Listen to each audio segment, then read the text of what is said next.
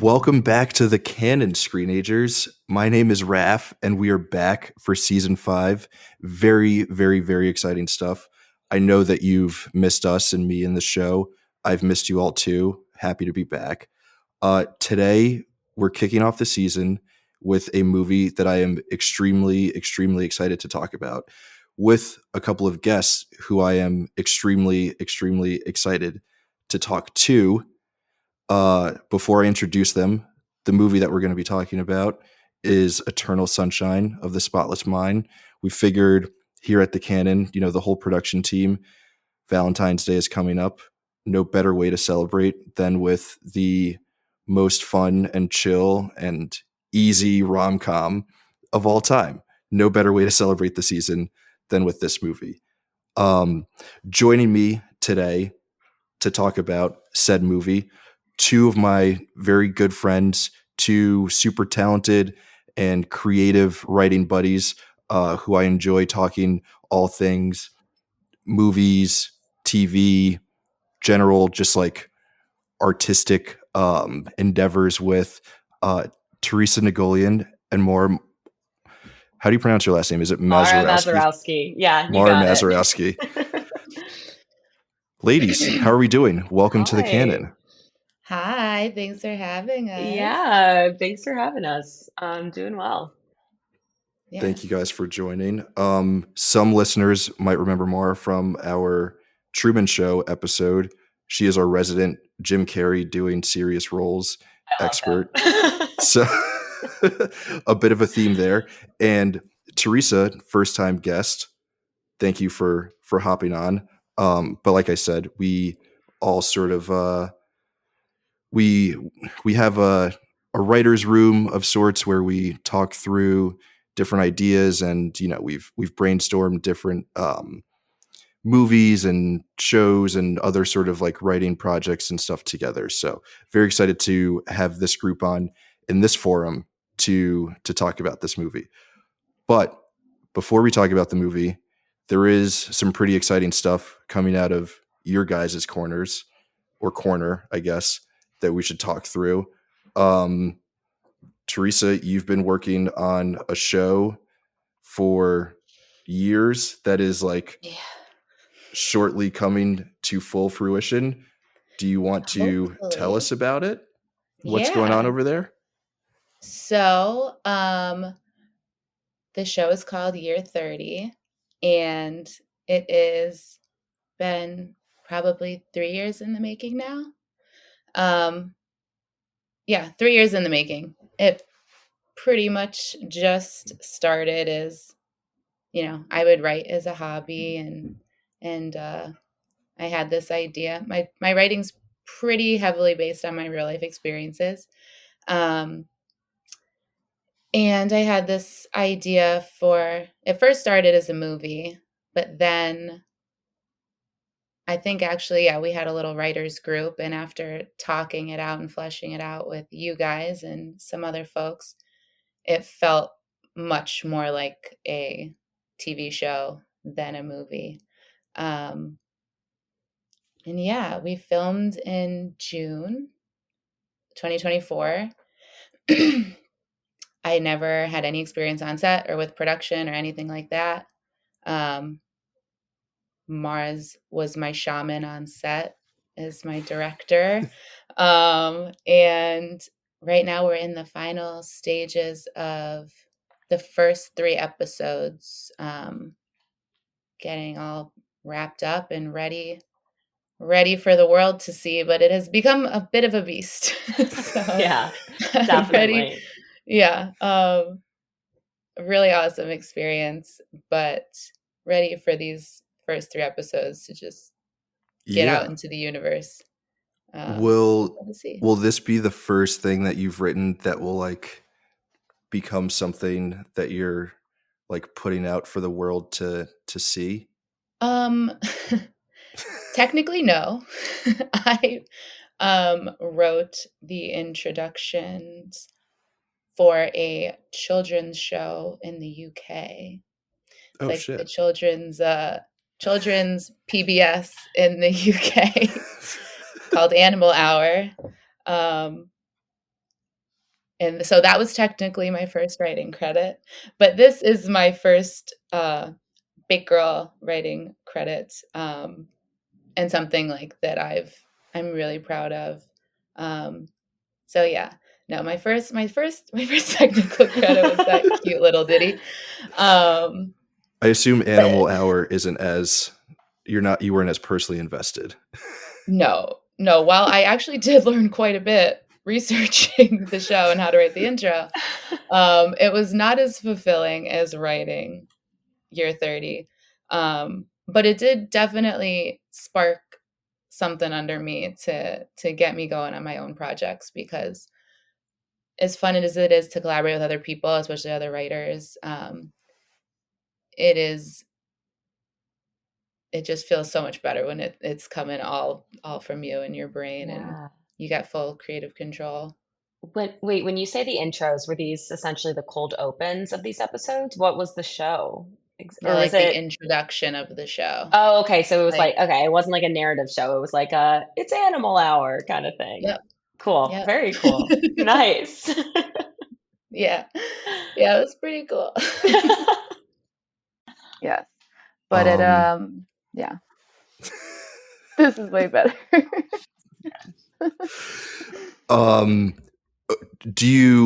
Teresa, do you like want to give us like a bit of background about what Year 30 is about, or just like Sure. should people wait to see when it finally arrives? No, let's give the pitch, Yeah. which has changed every time. I need to get my shit together with this. But okay, so Year 30 is about a young woman, Mon. She turns 30, and she basically just, on paper, she has the perfect life. She did everything she was supposed to do. She's has a career she worked hard for, great apartment in New York City, long-term partner where nothing seems to be wrong in the relationship, but she's just not happy. And she starts grappling with, like, you know, how did she get here? So the show drops in post breakup, and she's trying to figure out what to do with her spare room. It was a 2-bedroom that was her ex's office, and that's when she meets her Robin, the girl that comes to help paint the room. And basically, the show is about this young woman who's 30, and she pretty much turns her whole life upside down. She leaves her job, all to pursue screenwriting. Um, but I guess the quirk of the show is her the show speaks a lot to mental health, and her internal dialogue is personified with basically a deranged version of herself that only the audience can see. So you get to see like what's going on inside of her head and how she sees herself versus her and how she presents to the world. So it is kind of, you question, like, wow, is what she doing actually really inspiring, or are we watching this girl completely have a mental breakdown and ruin her life? Um, and she has like her little crew of people who help her along the way: her brother, friends, roommate, her mom, who is ironically a life coach and energy healer, a famous one. Um, so you get a little bit of like to see both sides of the same coin kind of thing. Um, but it is definitely a comedy, leans a little dark, but I think Hell yeah. especially people in their 30s can find it a little bit more relatable. Um, and Yeah. yeah, especially anyone in New There's York. Yeah, definitely. it's like I saw something recently online where someone was like, we need more like coming of age stories for people in like their late 20s.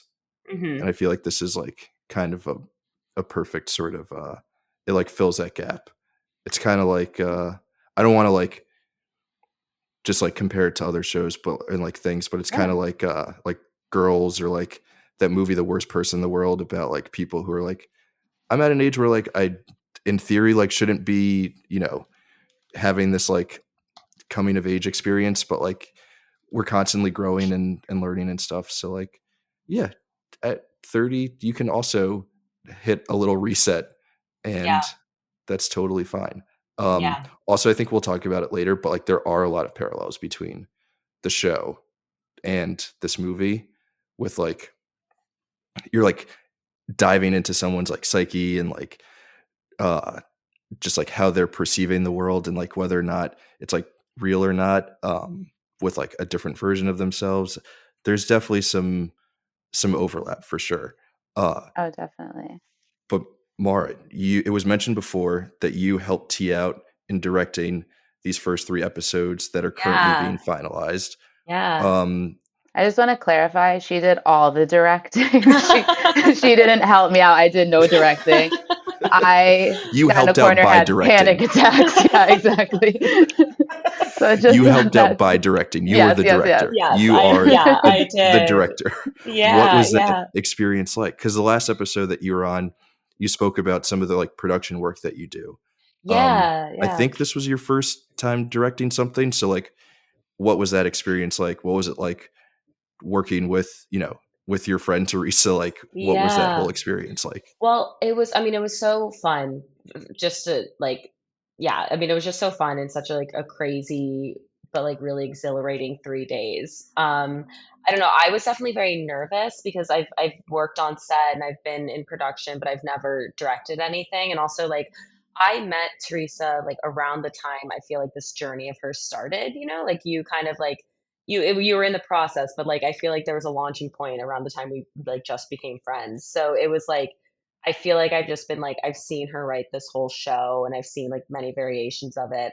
So I was like, I was definitely nervous because I didn't want to let her down. I mean, I think there's like that it's so good to work with friends that you trust creatively and like love to collaborate with, but then there's that like anxiety of like, oh, this is her baby and she's my Yeah. baby. But it was so I mean, it was just great. Like indie filmmaking is so hard because, it's you only have so much money and time and space, but it also was just like, I don't know, I found it to be really exhilarating. And there was like a lot of moments of like problem solving on set that we kind of put together really quickly. And like, yeah, it was just it was also just a relatable story. I mean, I'm like about to hit my 30s, so I feel like that sense of just being like in a good place on paper, but also feeling stuck and like you need to restart is just Mhm. so real. But yeah, it was, I mean, we just had such a great team. I feel like us and then our DP slash camera operator, Jake Nathanson, like, I don't know, I feel like we all work together really well. And Rocca, well, I guess Mike, Mike, I should call him. He was also Call him really by his good. professional name.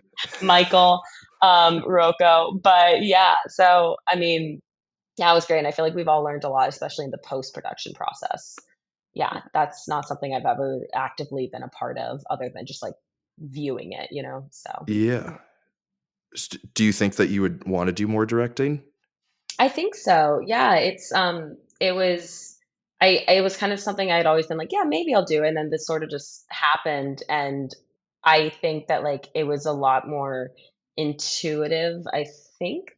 Like yeah, it was a little more intuitive on set than I thought it would be, just because like I think if you know storytelling, then you can Hmm. direct. Like there was like I in college, like Ron Howard came and did a talk like in Richmond, and I went to go see it, and he said something that stuck with me. That was like the director's just like the key holder to the story. Like he's like you don't have to worry about the like obviously like directors like there's a lot of them that are like very big about like visuals and whatnot, like Wes Anderson and David Lynch, like they like have their own little genre. But I was just like, I don't know as much about camera, but I think I know the story. So like that stuck with me. Yeah, I think just like knowing that and keeping that in mind. But yeah, I definitely would. Yeah.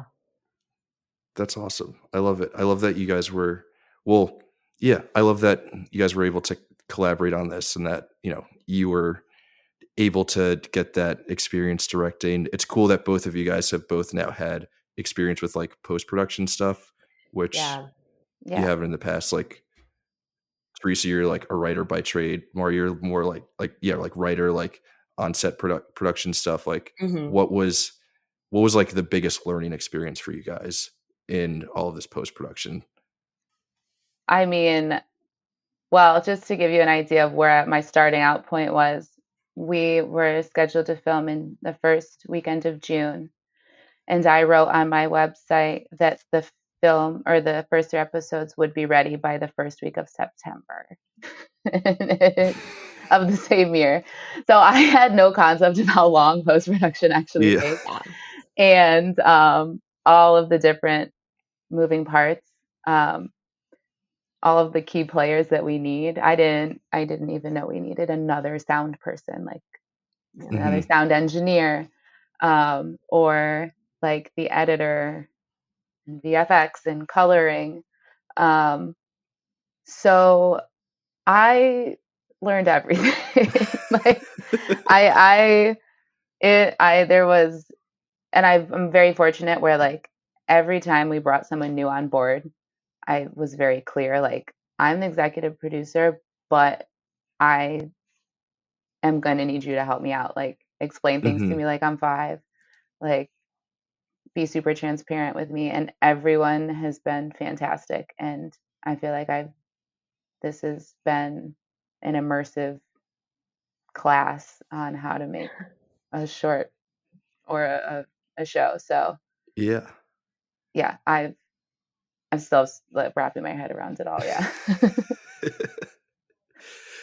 Do you guys feel like now that you've had that experience, like doing something like this where we're like talking about, a movie and we're like breaking it down and like what makes it so great and everything, like I'm sure like having this experience of like doing everything and like seeing everything literally from, you know, inception through, sound mixing and color grading, like do you know like how hard it is to make something as great as Eternal Sunshine Oh because my you've been God. like I Yeah. doing it? mean, it's Yes. insane.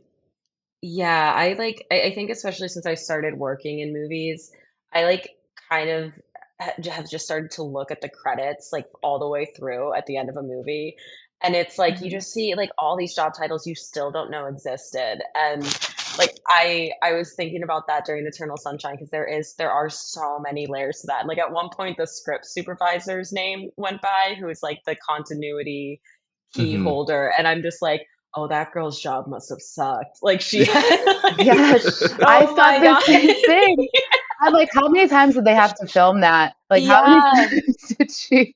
totally. Well, Oh and I my like, God. oh my god, and I like listened. I briefly watched, like, you know how like I forget who does it, but like someone does like an actor watches all their most iconic roles back. Do you guys know that YouTube series?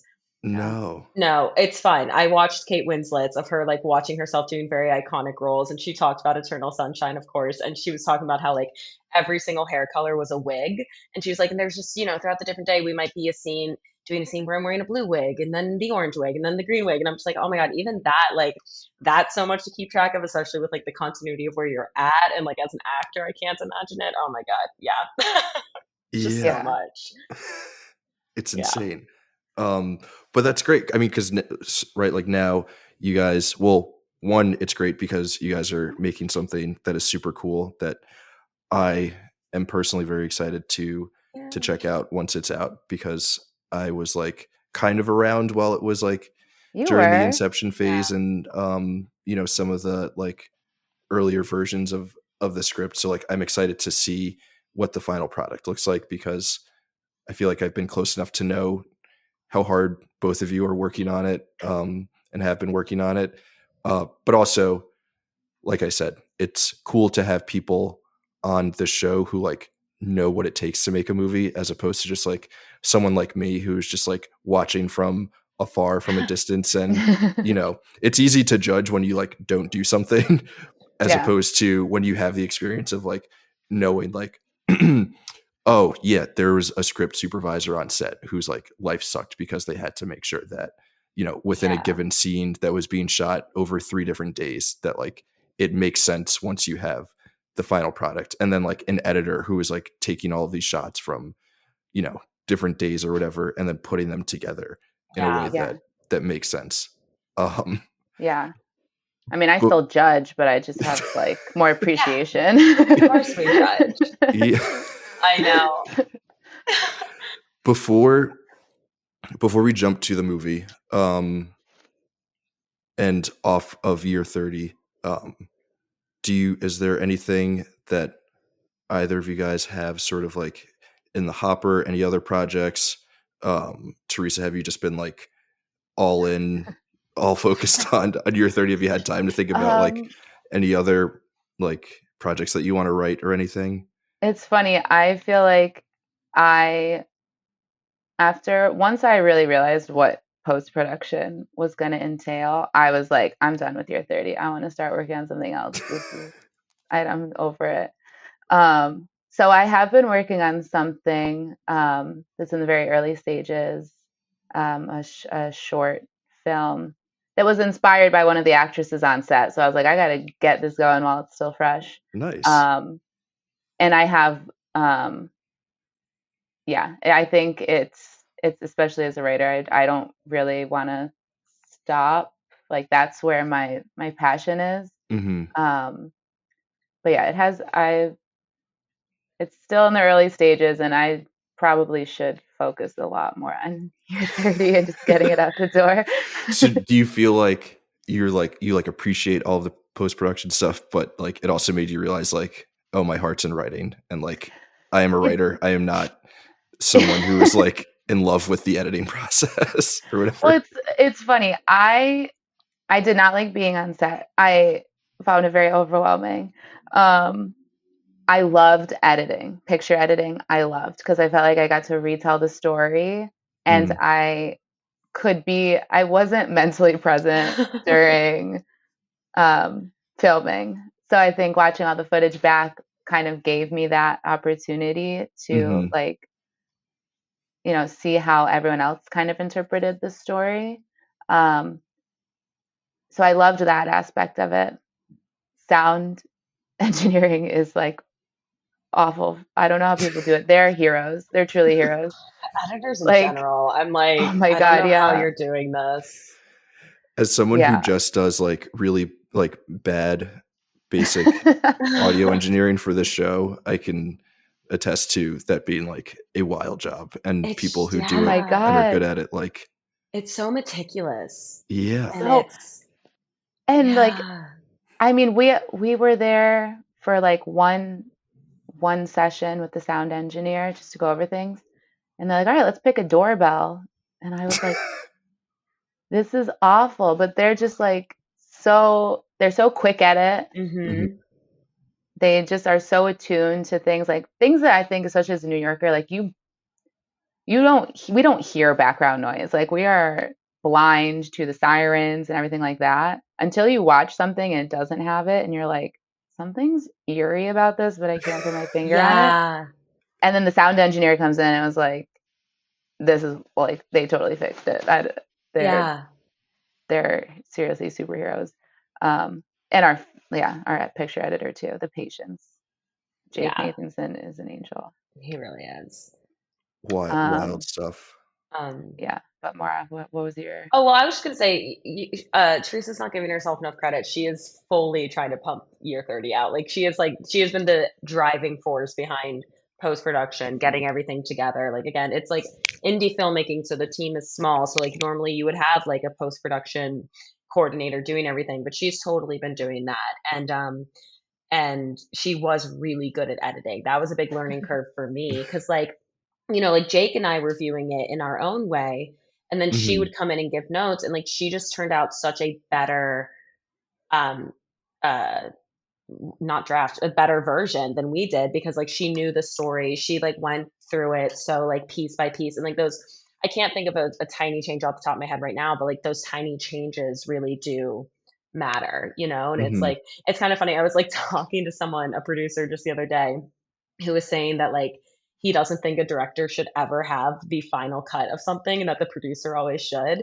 And he was like, and I'm sure a lot of directors would disagree with that, but like I think it's so true because like the producer is like kind of the person like in this case Teresa's the writer as well, but like the writer and producer like brings the story together, like they are the one that's seen it from like literally A to Yeah. Z and beyond. So like yeah, no, she was so good at editing. It was, and also like the patience you had. Like I am not a meticulous person. I really do enjoy the energy of being on set, but like she was able to like piece it together so well. So yeah, I just want to say that. Yeah, she's Thanks. definitely cranking it out. Yeah, I love that. There is yeah, something, yeah. It's I mean, I guess it's kind of different from like project to project and like uh maybe there's a little bit of difference in like movies versus TV shows. But I am big on like auteur theory of like a lot of like text exists as like the singular vision of like one person, even though that's unfair because like you guys are talking about like how much collaboration there was, like yeah, this is like Teresa's baby. More like you put like so much like time and effort and like energy into it too, and like as did the everyone on set. Our good friend Michael Romeo like has also put in a lot of like time and effort. Oh yeah. But like yeah, I think there is something too, like something being sort of like the singular vision of like one artistic voice, which I think that like most great texts kind of need. Um, which again, like circling back to this movie, I think is kind of interesting here because I don't know if it's Michelle Gondry or Charlie Kaufman who is like the like singular artistic voice of this movie. Like it yeah, feels like I give them like equal credit. Um, Yeah. it's So I like feel one like of the rare Gallinger is instances. he's I feel like I just picture his as visuals. Yeah. Like he's a much more visual storyteller. But then that's yeah, kind of also like going back to like the collaboration that you guys have where like Hmm. you're like all in on like the post production stuff, even though you don't love it and you like hated being on set. And more on set, you're like, let's go, like let's get yeah, this pumping and Yeah. and cranking out. And like that's like the perfect sort of like balance of like a collaboration.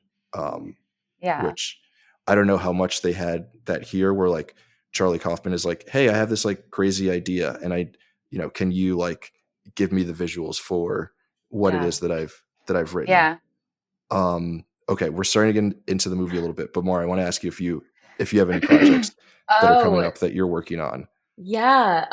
So, well, the production company I work at, Baltimore Pictures, we have our next project that's coming up that I'm an associate producer on. It's called Assassination, and it's about it's like a neo-noir thriller from the perspective of this journalist in the 1950s named Dorothy Kilgallen, who like was a real person, and JFK was assassinated. She like didn't believe that Oswald acted alone. She kind of like dug into the truth and whatnot, and the conspiracy behind her death is that she got too close to the the idea that the CIA and mob set up the hit. So that is TBD on when filming starts. But that's the next thing that the people I work for are doing. Juicy. Yeah, yeah, that's been fun. I love a conspiracy theory. And then I guess just something I've been working on with a friend is a script about that, like both of you know lightly about. My friend has been a dominatrix in New York for 16 years, and her stories are just pretty wild. So we've been trying to adapt a TV show like inspired by her life. And like the thing that's been interesting to me isn't like, these crazy situations where like a man has paid her to like meet her on Fifth Avenue and kick him in the balls. Like that's not like that is obviously wild that she's getting Dream gotten job. paid for that dream job. That is wild. But the most How interesting did you part find out about my plans from last weekend? your birthday plans today.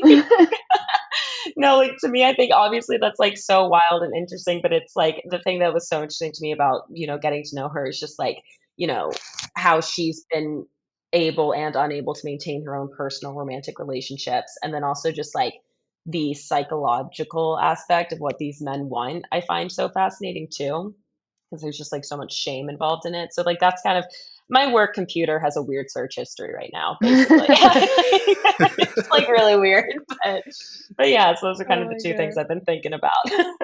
JFK Nice. and sex. Yeah. So Hey, there's a hey, theme. there is. So I like it. yeah. That sounds super interesting. Yeah, yeah, I hope that comes to be. That would yeah. be a great watch for sure. It's been cool. Yeah. And Yeah, laying my screams HBO. Yeah, and It my does. friend Lane Quetteris, she's a really talented actor in New York, and she's just been like so vulnerable about her stories and everything. So it's been very cool. Yeah. I love it. I love it. Both of you guys Yeah. taking great stories from other people and Yeah. putting them out into the world. Well, good stuff. Yeah, amazing stuff all around. I'm very excited to see the final product for year 30. Very happy for both of you with this project and everything else that you've both been working on. It is awesome as like a friend and a fan to see all of the amazing stuff that both of you are doing. So Thank you. Thanks, very, bud. You've always been very, a very huge excited. support. You were at the very Yeah. first table read for year 30 before it was year 30. I was when I thought Yeah. that my job at the table read was to read everything in parentheses, but I was supposed to be the That was so paramedic. good. That was so good. I forgot about that. that. That That was was so good. See, funny. none of us knew what we were doing back then. I was like, that's so. I was like, I've never been to a table read before. I don't know how they work. I guess there is someone who just reads everything in the parentheses. In Like, the seems parentheses. kind of weird, but So like, good. whatever. That's so You did it good. with such gusto I was, too. yeah, I was ready. I was up I'd for have the given you the task. role. I'd give you the role. And then the Wait, you're paramedic in line year came up. 30. I totally forgot. Rap's in year 30. Oh, wait, you are? Are He's you Oh the voice yeah, of Will. Will? He's the voice of Nice. the ex-boyfriend off screen. Nice. yeah. I When we love it. realized we forgot to cast it, I just called him. I was like, "Can you record this for me?" And you're great. We might actually need you then for future episodes. Hopefully, only off-screen stuff. No.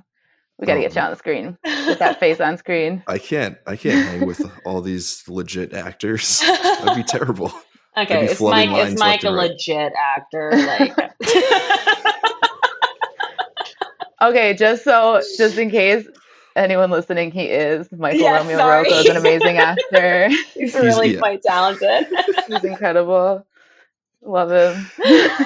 Yeah, Cut that we're out. just no. I mean, banter amongst friends. You know, it's Yeah, all. Yeah. Anyone that knows him would think that was hysterical. Yeah, he would think that it's hysterical. Yeah, If he were here, he would have made the same joke. Yes. Oh, Yes. 100%. But in the off chance a big producer, casting director is listening, He's a great no, actor. Check him out. he's a great IMDb. actor. he's very talented, and everything, and definitely check him out in year 30.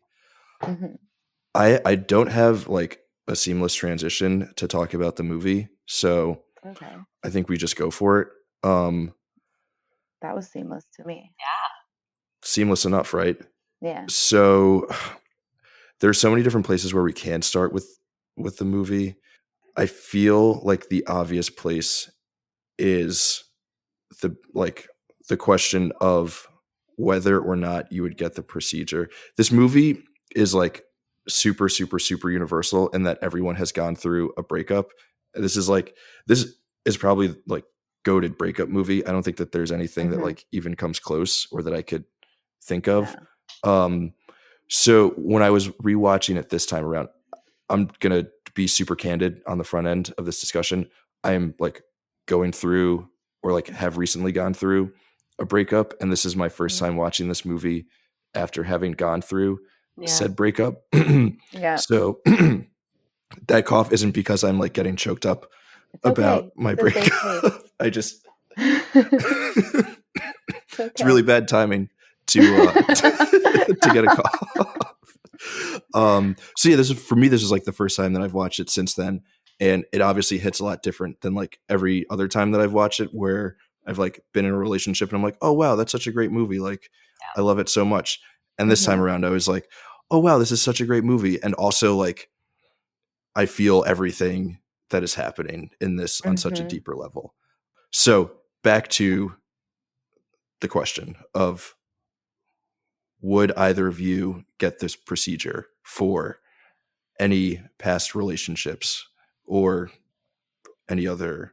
I guess it doesn't have to be a romantic relationship. We see some people who do it for like a dog that has passed away. Yeah. But would you erase an ex from your memory? No. I've thought about this, and I've thought about this especially since I knew we were going to talk about this show. I can't imagine any world where I would. And I can't imagine. Yeah, no, it's like absolutely not. You wouldn't have Yes. you wouldn't have your 30 if you I did mean, if you like, did the procedure. Yeah. I think, I mean, I don't want to get, I don't know if you just want a yes or no right now, but I feel like, because Get I can into really it. dive into it, but I Dive feel in. like the whole, like what this movie does so brilliantly, I think, is it's not just about like erasing memories, but like bringing up the question of like, um, I don't know if you guys are familiar with Alan Watts at all. Yeah. He's like a philosopher. But the whole idea that like any situation that happens or any memory we have, like we assign good or bad to it, and it can change. So like when he's having all these great memories with Clementine in the moment, like these are great joyous times in his life, and they don't become bad and or painful until he is looking back on them and like a reflection of his current situation. So it brings up the whole, like, to me, the bigger question of like, or idea that like you can't have pain without it having joy. Yeah. So, and that Alan Watts talks a lot about that in a lot of his teachings. So, like, so you're not really erasing a bad memory. Like, you also have to erase all of the joy and the good ones, which I think is like, yeah, they kind of bring it back full circle for him, because there is that, like, I think brief moment, the full circle when he's like getting his car and the car is scratched. Yeah. And I think that's the only moment we see him where he doesn't remember the procedure or Clementine. And he's like miserable still. Yeah. Yeah, that's like the idea, right? That I guess like a spotless mind doesn't necessarily bring you sunshine. Yeah, right? Exactly. Like, Yeah. Yeah. yeah. Maura, do you have it done? Oh, there's one person I would erase. Absolutely. Yeah. Like I full stop. And So I quick. thought, Wait, tell me. no, and Who do we get to know about him? yeah, I mean, he's someone I dated when I was 19, and like, Okay. you know, I think yes, we had a lot of fun and like fun experiences together, but and maybe this is more of a me thing. I can't look back on it with any happiness, honestly, at this point. Did you Like I learn just anything from it?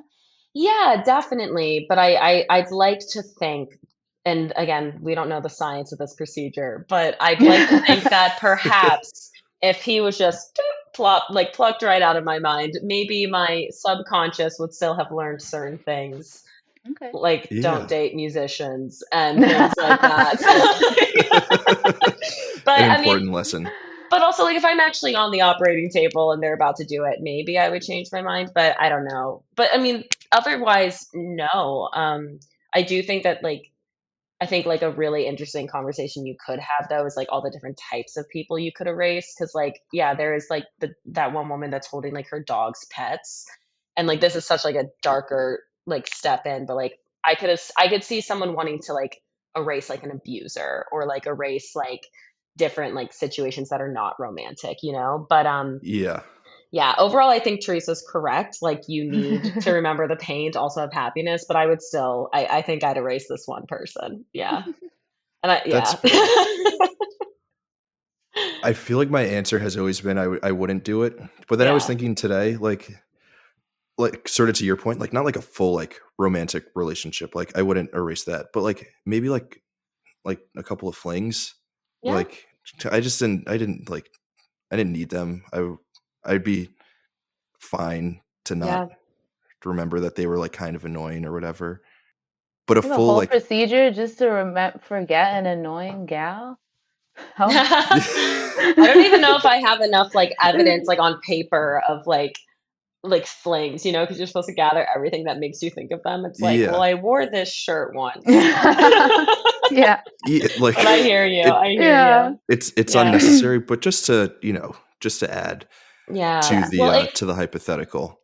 I just feel like for a partner, like I'm obviously yeah. I would never do it.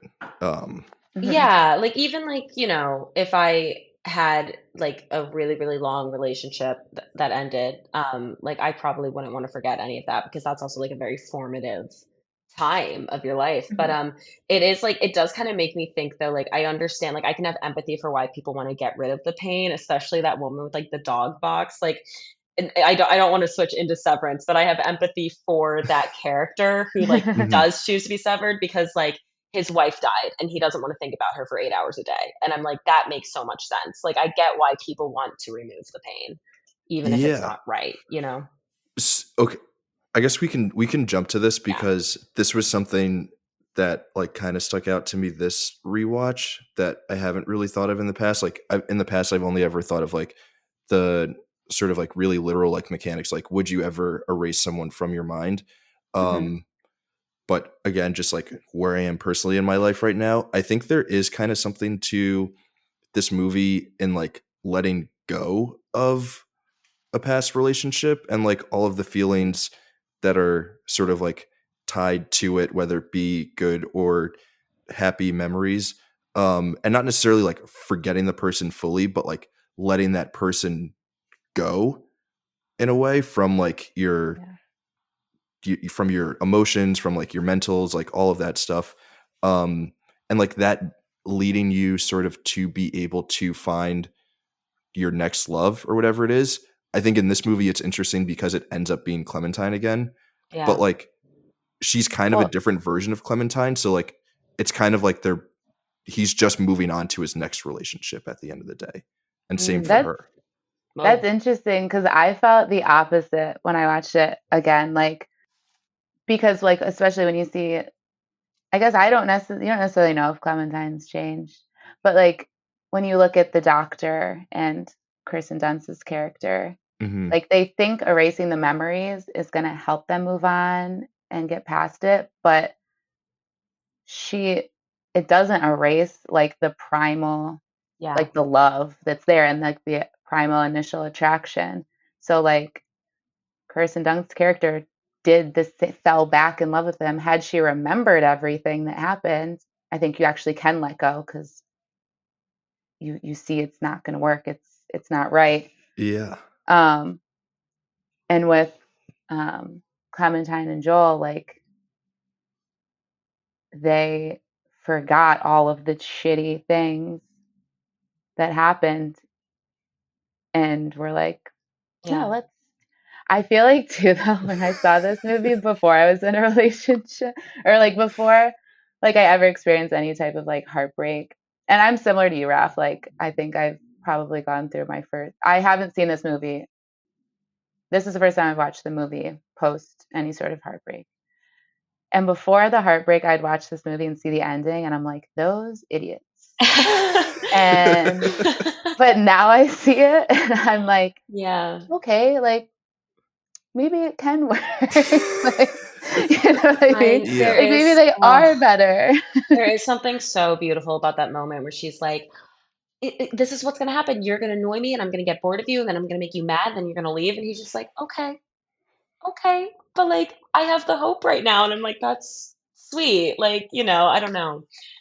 I don't think they work out, but I hope they do, like They definitely don't work out. they don't. Well, but no, No. see, you brought up something. And like, again, I guess this like isn't a question that needs to be answered, but it's something that you can think about the science of it all. Like, how much of them is like, is that person ever fully removed, right? Because like with the Kirsten Yeah. Dunst character, like she still like is drawn to this man, and like even with Clementine, like she's kind of having a mental breakdown while while Frodo Baggins, what's his name? While Patrick. he Elijah, yeah, yeah, while Patrick. Elijah Wood is like fucking with her and like trying to reconstruct her memories, she's like going crazy. And it's like, and I do think that there's probably a part of her that like is because she's having like deja vu or something, or like knows that this has happened, or maybe like isn't right or something. So I don't know. Like there is that question of like how much do you really forget even when you forget someone? Like I feel like they're still in your Yeah. bones. Um, Yeah. I Absolutely. want yeah, I have more questions I need answered. Like I need a I sequel know. because now that especially we know what was this movie made in like 19 2000 2004. Or yeah, 2004. Okay. 2004. 1981. 2004. Way back then. We know so much more now about like how trauma is stored in the body and Yeah, like things like that. And I think it'd be so interesting to like like to dive back into something like this concept, knowing yeah. that now.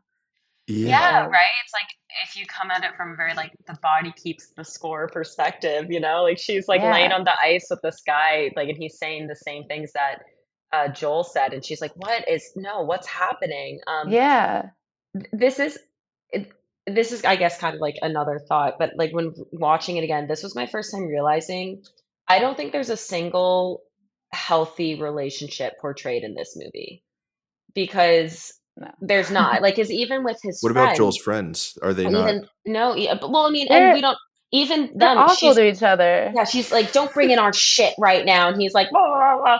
And like, and even like, poor sweet sweet Mark Ruffalo, like he's not in a good relationship either. He's just trying to get this girl to like him. And obviously Patrick is not in a good Patrick's a relationship. psychopath. He's Yeah, a Patrick is awful. psychopath. So I thought that was also kind of interesting. Like I realized there's no like necessarily healthy portrayal of love, but maybe that's the point. Maybe like, or I guess happy portrayal of love, but maybe that's the point, like, because love isn't always happy.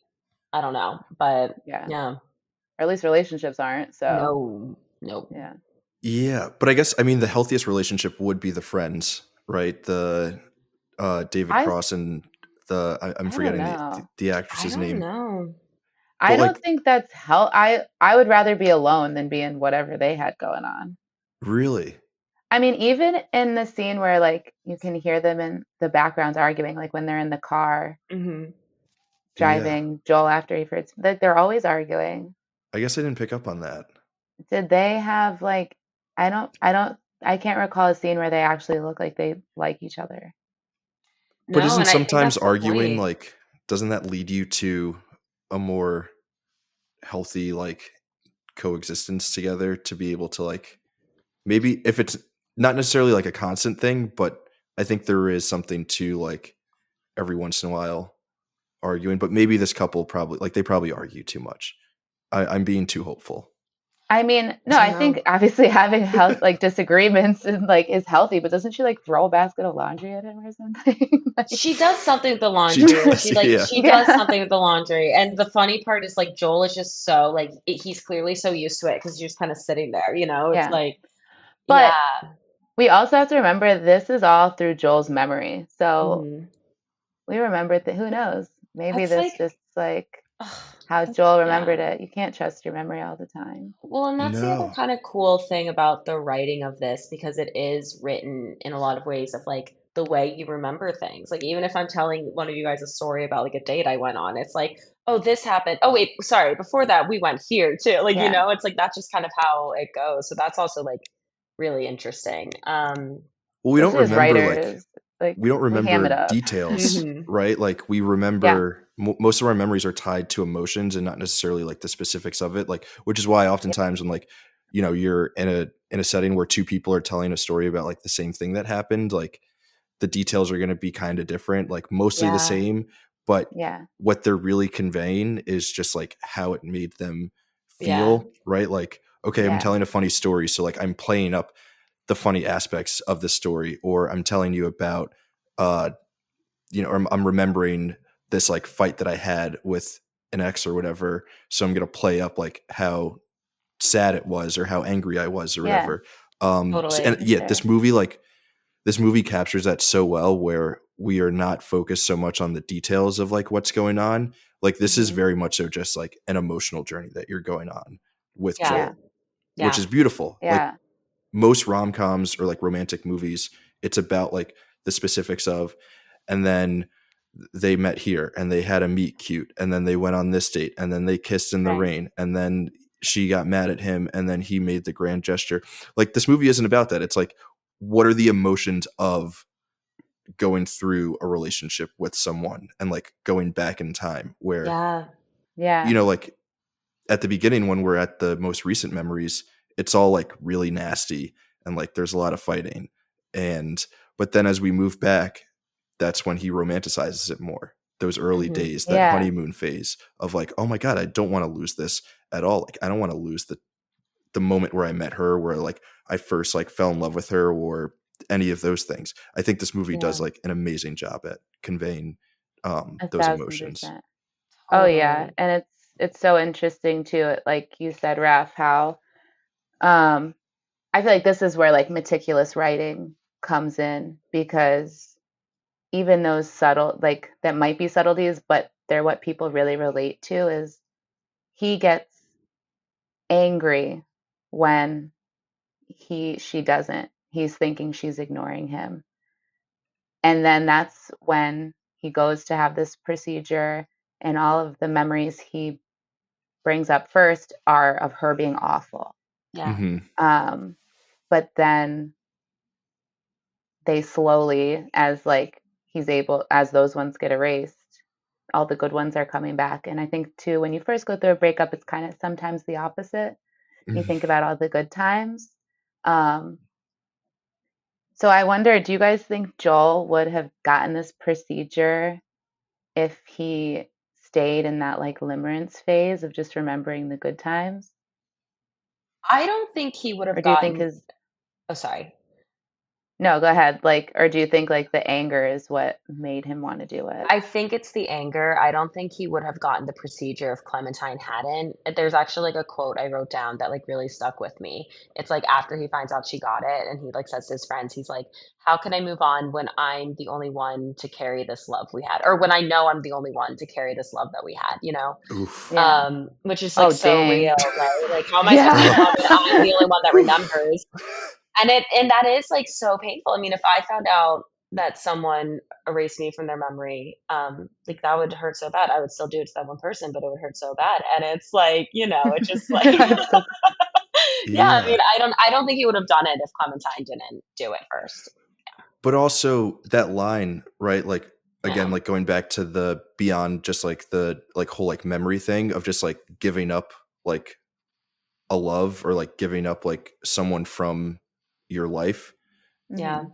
The line of like, I'm the only one carrying this love, like if you've ever been like broken up with, like it sucks when you're like, wow, this person like no longer has love for me and I am still yeah, carrying all of this. This is like so Yeah. unfair. Like, how can I go about dumping all of this love that I still have for them? And like, again, I think just like because of like where I am in my life, like I'm reading the movie much more on that level and not so much on the Yeah. like literal yeah, like memory of someone, of but more so the like emotional attachment that we have to, yeah. you know, Yeah. The ex-partners or memories. whatever it is. It reminds me of this quote from Fleabag too. I know you've seen it, Raf, have you watched Fleabag? No. Well, there's a scene at a funeral, at a mother's funeral, and a character just says, "I don't know what I'm supposed to do for all my love for her," or like with all my love for her. And like that's Mhm. like it's similar in a way. Like I don't know. I think that's something that I've wondered. Like in a way, did Clementine die? Like if like she didn't die as a person, but like that version of her did, right? So it's like in a way, it's like in a relationship, there's always a mourning period because you have to say goodbye to that one person you used to know in a sense. But it's like this person doesn't even exist anymore for him. So like, yeah, what is she supposed to do? Like, I feel like the grieving there almost is like someone died, because like he can't reach out to her. Um, Yeah, yeah, that's real. I yeah, think, and it kind of like, I think I saw like something stupid on Instagram, like a quote, and it was yeah, like, uh, was the love real if you guys still follow each other on Instagram, kind of thing?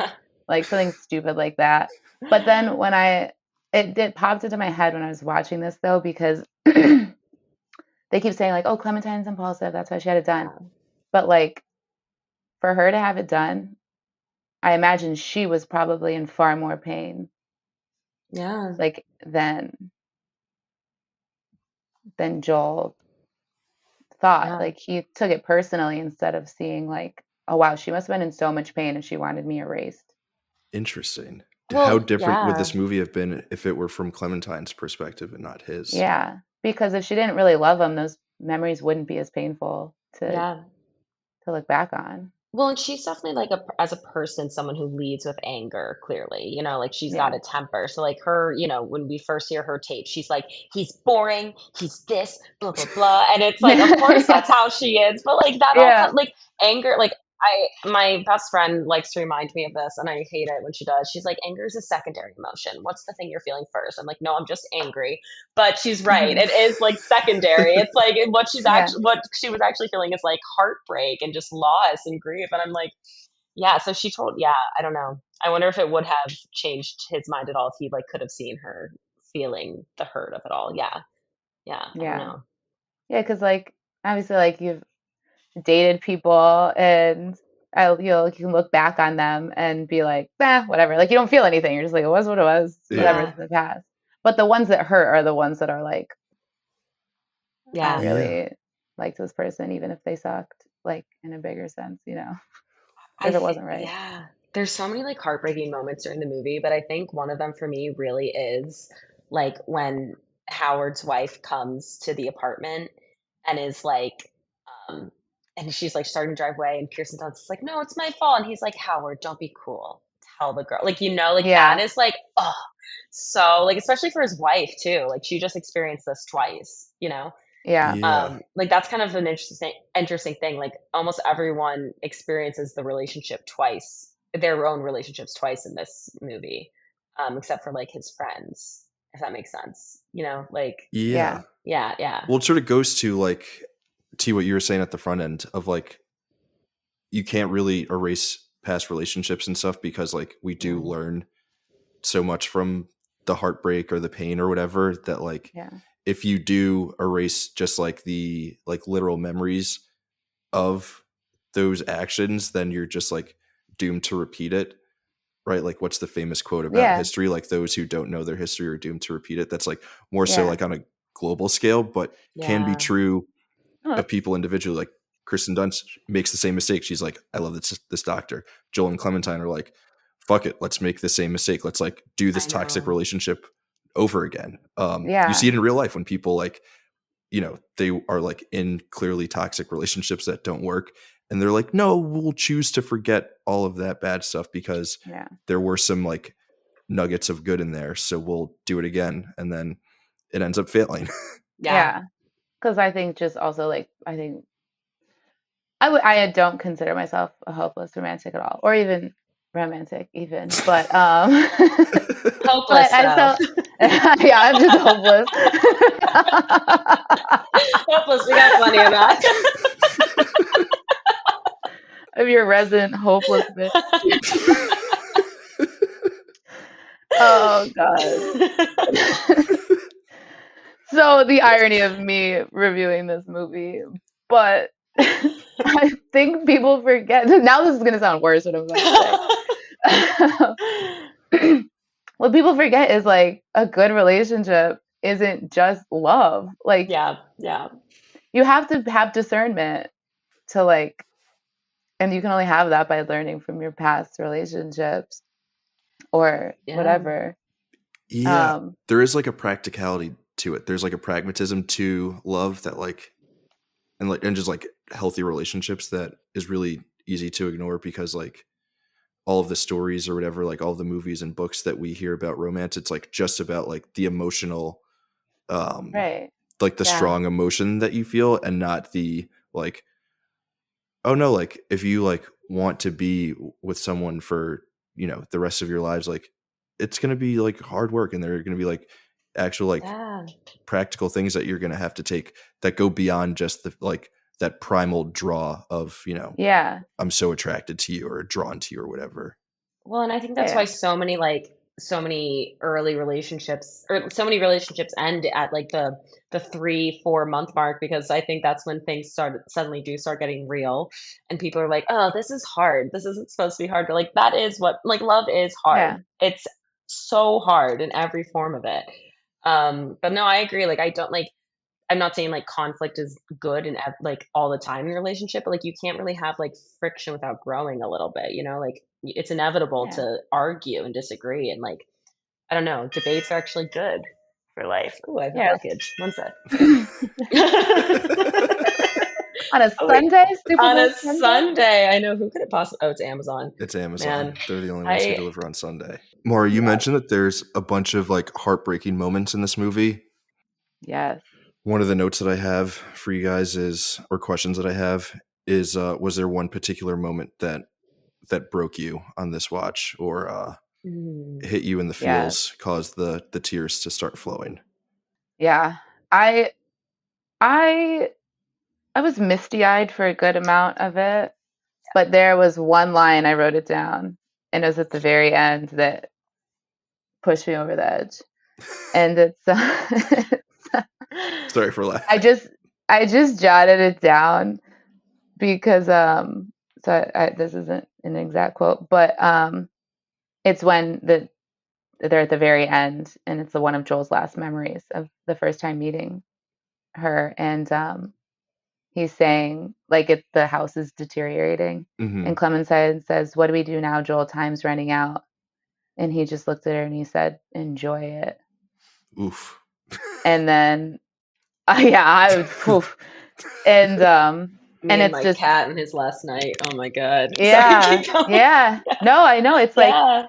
especially because I mean, oof, saying it out loud gave me the little chills. Like, but it's sad because that is something that I think every single person can be like, woof. And you not, even though this is a memory, like it's very real for him when he's experiencing, like, we don't always know what's going to be our last Yeah. anything. So it kind of, I think, just doesn't just speak to like heartbreak and breakups and relationships, but just like being present in your life, especially like Yeah. shitty things are happening constantly. And, you know, Yeah. Oh man, Teresa, you yeah. you jacked me up with that I'm one. sorry. Do you need a moment? Do you need to cough again? Getting choked up again. No, that's yeah. I feel like it's definitely like in the last 30 minutes where most of these moments come, Yeah. but that's a Yeah, good for one. sure. Maura, what was yours? Yeah. I mean, I think it is the ending. Like, I don't know the last time I saw this movie, honestly. So maybe I felt this way then too. But like that, when Joel makes her get out of the car when she starts playing his tape or her tape, that's Mm-hmm. like kind of the first time there's a bit of a role reversal with him being like the really aggressive, like get the fuck out, and she's just like, no, like this, I don't know what I'm doing here. Like for once, I actually don't know what like I'm doing, you know. And it's like, Yeah. so that's like really interesting to see. And then like her going back to him, like that moment where the neighbor's like, oh hey Clementine, like that whole thing right there. It's just like that whole portion in his apartment where he's just like, I'm sorry, you shouldn't have to listen to this. And she's like, it's only fair. Like, I think that whole part really gets me. But I realized this is like so specific, but like, I don't think I've ever realized before until watching it this time that like the last shot of them running on the beach, it plays like three times in a row. And that's like weirdly what hit me so hard watching it this time because I'm like, oh, like this could just like keep happening forever and forever. Mm-hmm.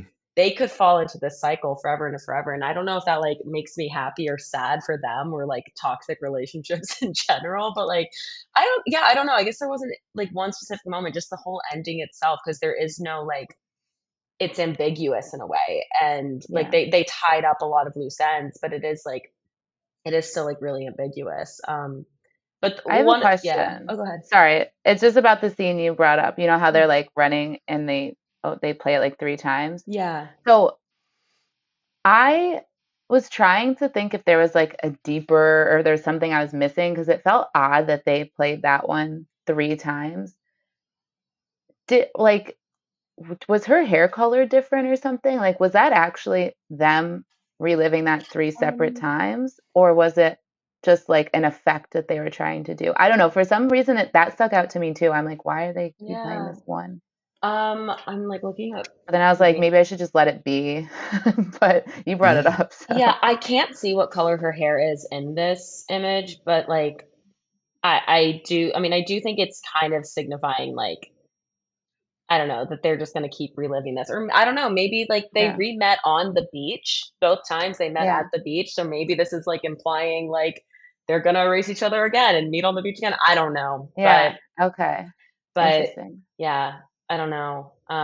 But yeah, no, Joel's softness at the end too, and he's just like gets in her face and he's like, "It's okay, like it's fine." Like I don't know, but Yeah. I am curious. What do you guys think? Like when Kirsten Dunst's character sends out all those letters, being like, "Just so you know, you erased someone." What do you think of that? I personally think that was pretty fucked up for her to do, but Yeah. I'm curious. Also, lawsuits got to be on her hands, but you know, like For the doctor's hands, or yeah. the doctor's hands. Yeah, I'm a little torn. I think it's inherently fucked up because you peddled this for so long, and just now because it's happening to you, you're gonna go and you didn't like the experience, fuck up everyone else's yeah, life. But in the same sense, I think it shows that, like, I don't know, this could be a bigger thing where, like, maybe it's not fucked up because people can have experiences that are like, wait, I messed up, I did something wrong, yeah. and that's why. So I don't know if she was doing it out of anger or genuine care. Yeah, like she realized how, I don't know. I don't think she was being, Because she got embarrassed. Like, I don't Maybe she really. thought she was yeah, helping. I mean, she probably thought that she was helping when she was like working there, and then when she realized like how much that people could have the realization that it has happened to them or that they've had the procedure, and like how much that could screw with your brain. yeah. Maybe she was Yeah. like, I want to like free everyone else of like this despair as well. But Yeah. Yeah. It's it tough also though, could because be these, read as yeah, just like super petty. I don't know, Yeah, because these like people, like, even if they like were regretting it during the process, like Joel was, they still chose to do this. So, you know, it was like their own decision. Plus, I think it would hurt so much more to erase someone and then find out you erased them, you know? because then they Yeah. could just start the cycle over again, like Joel and Clementine did. Like, it could be Yeah, doing more harm than good. yeah. See, that's why we need a sequel. We I do need like a sequel. disagree. Should we write a I spec? if this was ever made again, like I'd want to see it in TV form, just because like I would love to see an episode where like Kirsten Dunst and the doctor decide to like that she should erase her memory, but then also the debate of her like still working there. Like she should have just quit. Like she shouldn't have gotten erased. She should have just quit. You know, Right. like I don't know. But also, this is one of those really perfect movies. I feel like I would be really upset if they tried to remake it, but I don't know. I don't know. It does feel like, I mean, yeah, this movie is like so just like singular. Hmm. Yeah, yeah, Like yeah. there's nothing like it. It seems like a hard, well, maybe it's not that hard to like recreate. It's weird that there aren't more movies like this about love and heartbreak and stuff, because Yeah. again, like so much of it is about memory and like the feelings around the love, and not just like I love like Sleepless in Seattle, like great rom-com. Yeah. Mhm. But like Yeah. we need more movies like this to sort of like counter movies like that where it's just like a Yeah. straightforward Well, rom-com, which is interesting because this movie starts out super conventional. Like before the yeah. credits, it's just like Yeah. meet cute, you know, they're falling in love, all that stuff, and then Mhm. Patrick shows up and you're like, wait, what? Yeah. Yeah, it's well, I think that's also what makes it a movie, what is it, essential. It's Yes. Yeah. the brilliance of it is that, like, I think how the story is told, like, not just the whole, like the idea of erasing memories is obviously what the MacGyver drives the story, but they aren't using flashbacks, which a lot of these movies do. Like, you think Yeah. of 500 Days of Summer and stuff, like they're technically not using flashbacks. They're using like real memories. Hmm. So I think that's also like such a brilliant way to convey this type of message and story to people. Yeah. Um, like you were saying, Raph, like, why don't we have more movies It's like this? I feel like it'd be really hard because they're just everything works so well together in this movie. Yeah. There's so much with like the like visual language of it where it's like Yeah. things are like distorted, or like when the cars are falling out of the sky, you have this like sense of dread or whatever. yeah. And then when he's a Hmm. kid, you're getting these like sort of weird, like nostalgic kind of like moments that are also kind of scary, but also kind of warm.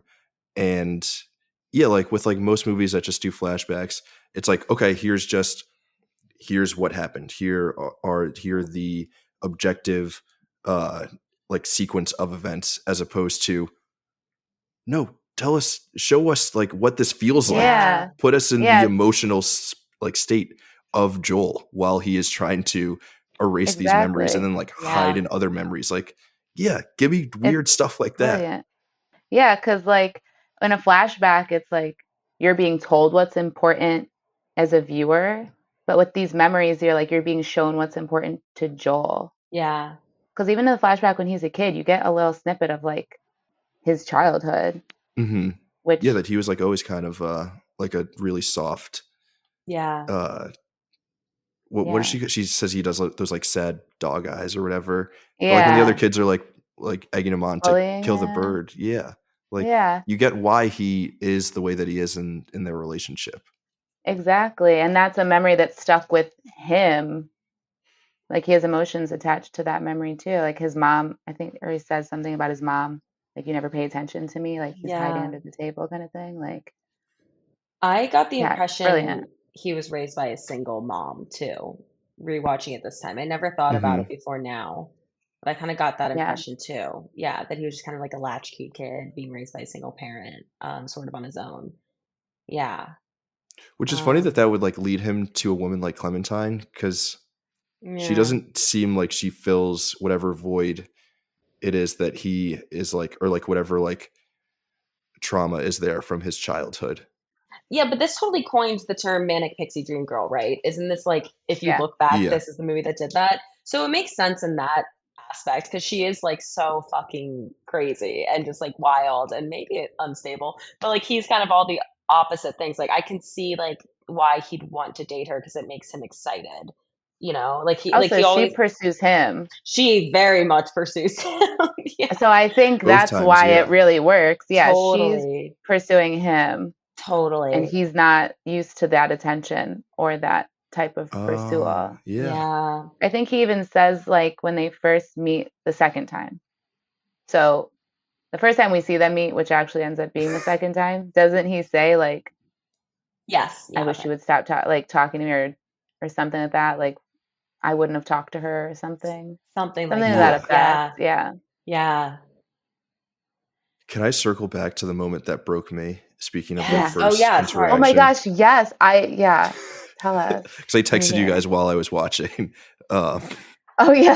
Yeah. Oh, And I yeah, was yeah, like, yeah, yeah. I'm like a puddle on my Oh my couch. gosh. It was also towards the end where he's remembering their first meeting and she says her name and then he sings the song to her. And then thinking Yes. back to the moment on the train where she's like, yeah, my name's Clementine, like the song. And he has no idea what she's talking about. Yeah. And then like watching him sing it to her, the idea of like erasing that kind of like connection with someone, even if you end up losing it, was to me just like the saddest possible thing, to the point where he completely forgot the song. Yeah. And that is like such a, again, like breakups suck, Oh, right? Like heartbreak is terrible. yeah. Yeah. But there is still something like, I still think it's nice to like enjoy or like remember those moments of when you like initially made a connection with someone. And it was just so Yeah. heartbreaking to me that he like completely forgot about what to me was like a very cute meet cute moment. Yes, because doesn't he even say like I loved that he had like a doll or he loved Yeah. that, and he even forgot that much, something that he loved because he then Yeah. had an emotional connection to Yeah. her. Oh, Raph, I missed that. I was probably too busy crying about mine. Yeah, but that's a great Yeah. point. In trying to like erase the memory of this other person, he's also erasing not Erase just certain like, things. he's erasing himself, like even to the point of like Yeah. erasing like childhood Oh, memories. that hits God. Yeah, I that was know. That was something I didn't notice. That's something I new sank to me into my couch too. when that I happened. know. So I'm crazy. thinking now. I'm like, oh my God. Fun Yeah, times. I See, again, know. but that's the brilliance of this movie. That's why those details, like these are blink and you miss it details where you could watch this movie 100 times and depending on where you're at, connect Yeah, with it in a different way or something else different sticks out to you. Yeah, it's man. beautiful. Oof. So beautiful. Can we consider this two? Can we consider this questions? One, can we consider this a rom-com? No. Does it fall under the general Sorry, I answered that way too umbrella? fast. I don't think it's funny. No. There were I moments where I was laughing. Yeah, but Can we- like, there's moments you laugh during, like, can't think of a drama right now for some reason, but The like, Brutalist. there's moments I did chuckle once or twice, so is there romantic sci-fi? Is that a genre? Like this is its own genre. Yeah. Yeah, I mean it starts off like a conventional rom-com, but then everything else is so unique that it is hard to classify it as such. But I did find it very funny. Did you? What parts? I think the idea that it's like this like really high concept movie about this like insane procedure where you erase people from your memory, but it's like also in a weird way like all the subplot is just like it's like a workplace comedy with like these three bozos like just sure. like dicking I mean, around I guess. in his Yeah. ring or whatever. Like he's going through this like insane emotional journey, and Elijah Wood and Mark Ruffalo are like, yeah, man, I got a new girlfriend now. Like, hey, can you pass me a beer? Just like being like total idiots, like while this like insanely crazy thing is happening to this guy that's like 2 feet away from them. I found all of that to be like kind of funny that they're like smoking weed and having sex next to and him. it is funny. Yeah. I found it anxiety inducing. But it's also that it just kind of, but it also like kind of shows how often they do this, and also they're fucking idiots, and like I don't know, like that he wanted to do this because like Mary was coming over too, but like I don't know, that is funny, but I guess you could call this a dramedy, but dramedy is such a I don't know, a loose term.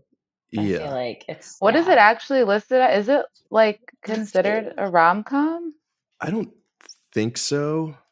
That's kind of like I think the it's whole rom. like tongue-in-cheek thing that we're doing with this episode coming out around Valentine's Day is that it's like if you're I don't even know who should listen to this on Valentine's Day. Yeah, watch the movie and then listen to this on Valentine's Day. And if you are doing that, like give us a call because we should fix something about that. Yeah, or DM us if it like really broke you and you have no one to talk to. There are people listening who are like, they heard all of the moments and like lines that broke us, and they were like, "Yep, same one for me." Yeah, but also I didn't talk to anyone about it after I watched it because I knew we would be talking about it. There's no way I could have not talked to someone about it after watching it again. Yeah. But again, you're watching it in a different place in your life than you've watched it in the past. Like it reads totally different. Like, yeah. That's what I'm saying. If anyone watches this on Valentine's Day, need someone to talk to.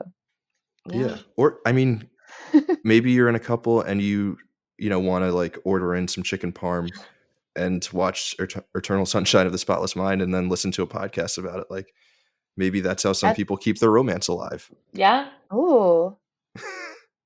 Yeah, I mean. Okay, so we're not going to consider it a rom-com. No, but it is like on here. It does say like some of the genre options are like comedy, drama, comedy, indie film. So I don't know. I guess, but it's its own thing. It is its own thing. So you both okay. But you both don't think it's a rom-com, or you do? I don't think it's a rom-com in the traditional like When Harry Met Sally sense of what we think a rom-com is. Yeah. But it is. Well, the second would we consider question that I was going to ask, I think kind of plays into that. Like, do you guys consider this to be a happy movie? Like, do you think that this is a happy ending? Are you like cheering at the end? How do you feel when it shows them running on the beach 3 times? I think I kind of already answered this. Like, when I like pre ever having my heart broken, I thought it was like I was just like, oh, these idiots. But I guess I don't think it's a happy ending. It's not happy, but it's satisfying for me. Yes. That's perfect. Yeah. What do you think, Rob? I don't know. I think it's kind of sad. I think it's sad that they end up like redoing Well, no, because going back to what I was saying about like having to give up a past love in order to find a new love, I think is Hmm. like a really important thing for people like after they've gone through a breakup. Um, so if we're reading like Yeah. the Clementine at the end as a different person that Joel is meeting, then that's happy. But if it is like if we are taking the like literal interpretation that they're just like destined to redo this until the end of time, I Yeah. don't think that that's that happy. But I could see someone saying that that is a happy ending because it's like whatever, like Yeah. they're destined to be together through Yeah. eternity, and like that is what all of us want out of love, even if it ends up being Yeah. toxic along the way. We just want someone who we like through like space and time and the cosmos will like always be with. But I don't know that that's Yeah. happy That's necessarily for fair. them in this instance. Yeah. I don't think I didn't read it as her changing because she gives the same spiel Yeah. that she gives everyone. Yeah. So I didn't read it as her changing, but I don't think it's Yeah. hopeless. It Not so weirdly much her gives me changing, hope but at the just end. I don't know why. being a Yeah. What'd you stand-in say? for a new relationship. And I think Yeah. Yeah. I'm bringing a lot of myself into that reading. But that's the point of these. Yeah, I mean, that's what Yeah. Yeah. human. Like, No, I would think Tia. we're all taking different approaches on this one. We're all Oh over the place man, here. I We have no idea know. what's going on. But that's the beauty of it. Yeah. Exactly. No, T, what I said was I weirdly do feel a little bit of hope at the end of the at the movie. I don't know why. I Yeah. definitely don't think that they're gonna like I mean, maybe they work out, but I mean, I don't think that like all their problems are gonna be resolved. Maybe they listen back to the Yeah. tapes and they're like, okay, so this happened. Here's how we'll handle it now. But Course correct. Yeah. I don't Yeah. think they're that strategic. Here's how we'll work through all of these Yeah. Yeah, potential problems. Yeah. yeah, But that's also why I don't think it is a rom-com because no, they It doesn't end happily ever after. it doesn't end happily ever after. Because even with like when you think of like the movie 500 Days of Summer, that movie doesn't necessarily have a happy ending, but it leaves you with the realization that like, okay, things get better after a breakup. yeah, You meet your person, you focus on yourself, he becomes an architect like he's always wanted. He meets a girl in the waiting room and they imply it's the next season with her name. But this one doesn't even do that. It's yeah, like, so I think, yeah, like we've said before, wherever yeah. you're at personally watching this movie is going to be what it is. I don't know. It's going to I dictate know. the, This was my first time watching it, like not post or mid relationship. So I feel like I got to be a little bit more analytical about it and less just like, oh my God, my heart. I know. But yeah, yeah. It's a I totally different viewing experience when you're like I know. not in a relationship, when you're not like going through a breakup, when you're just sort of Yeah. like chilling. Like all three Yeah, of those like watching experiences are very, very, very different. yeah, 1000%. absolutely.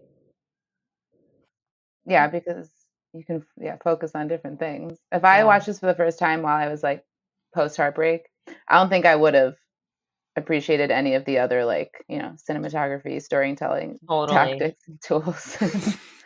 Totally If you honed were in. watching it not going through, Yeah, so if I like, because I feel like when I watched this recently, I was in more of an emotional place. Hmm. So you picked up on more of the emotional concepts and storylines, and Yeah. but when I wasn't like the first time I ever watched this, I was, you know,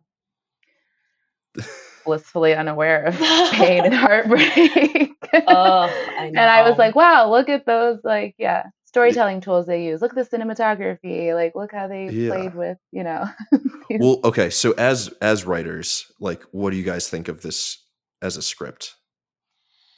I think so. I was thinking about that a lot because this doesn't feel like a script that you can really like change much while shooting, you know? And like I did read that Kate Winslet said that there was like a lot of improv when they're like shooting the memories and whatnot. But like I don't know, it's kind of like Everything Everywhere All at Once, right? In the sense that like everything sort of is in a order that it needs to be in because it's such a chaotic, non-linear story. Or like Memento too, I guess, right? Because it's Hmm.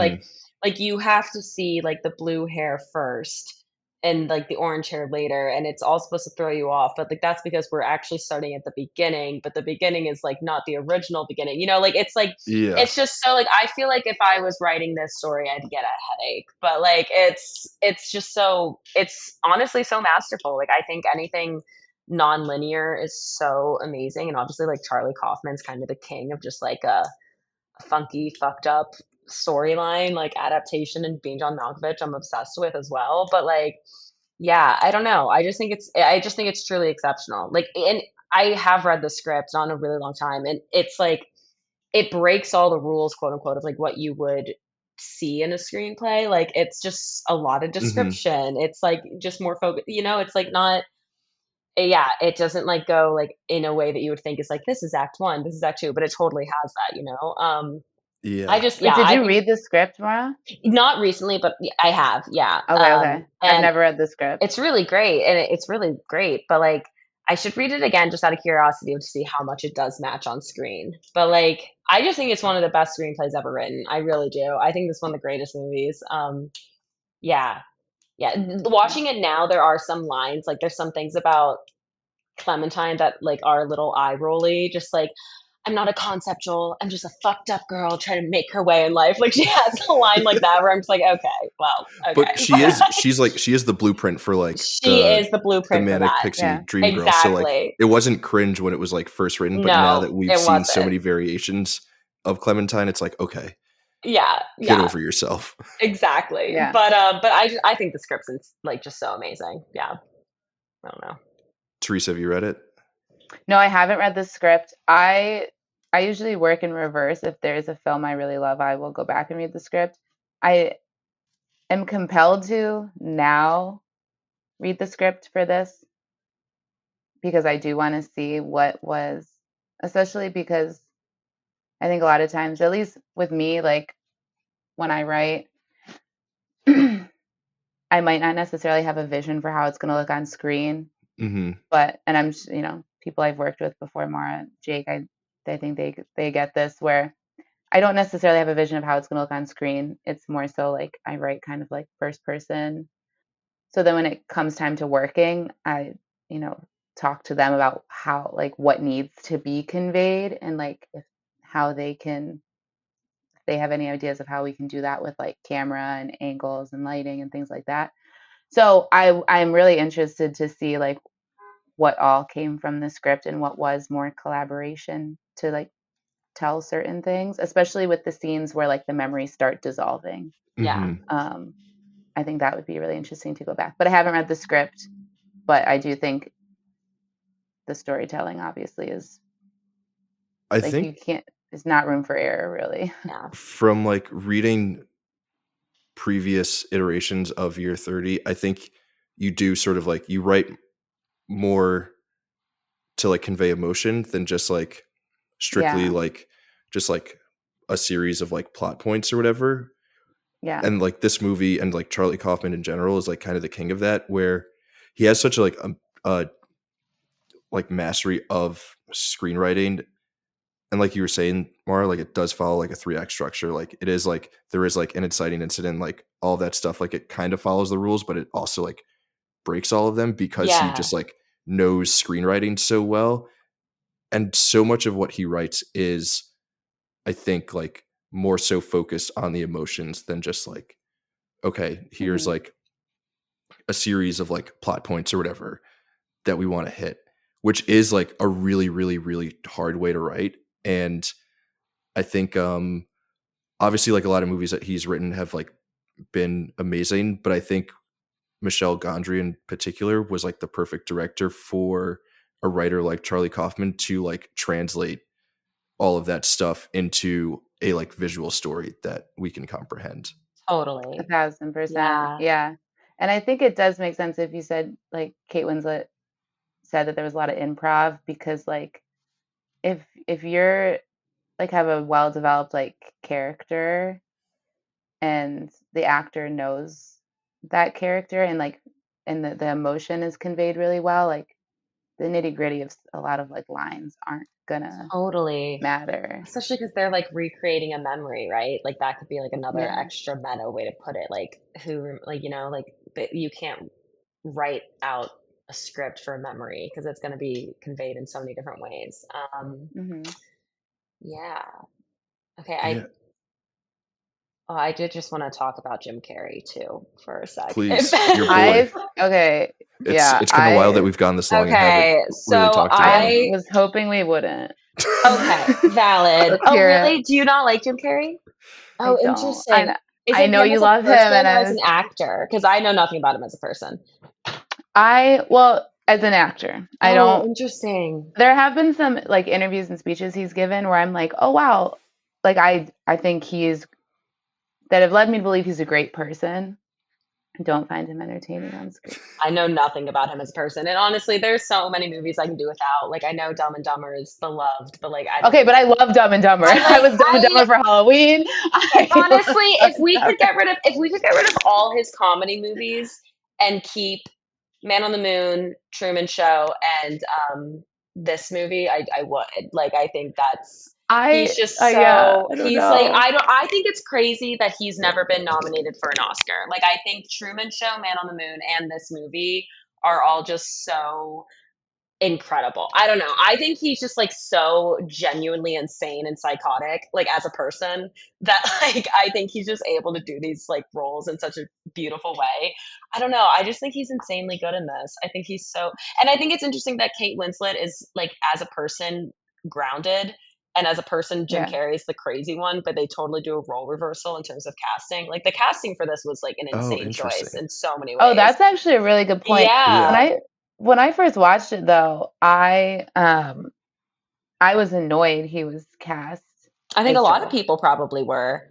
Yeah, and I was like, how could you put this goon with Kate Winslet? Yeah. But also I do think maybe it depends what your first Jim Carrey movie is. I feel like whatever your first Jim Carrey movie is, that is going to be him in your brain forever. And mine was The Mask, unfortunately, and I didn't like that movie. And he was a goon in it. I haven't seen The Mask. Maybe that's why I like him still. Maybe. I think Do you remember yours, Raph? I think mine was The Mask, and I love it, and I love him. I didn't like it. You guys should watch the documentary Jim and Andy about him losing his mind on the set of Man on the Moon, and like it like really does like inform like so much about him as like a figure in Hollywood. Like he's that documentary so fascinating. Like the whole like Dumb and Dumber, Ace Ventura, and The Mask all came out in 1994. He was like the biggest movie star in the world.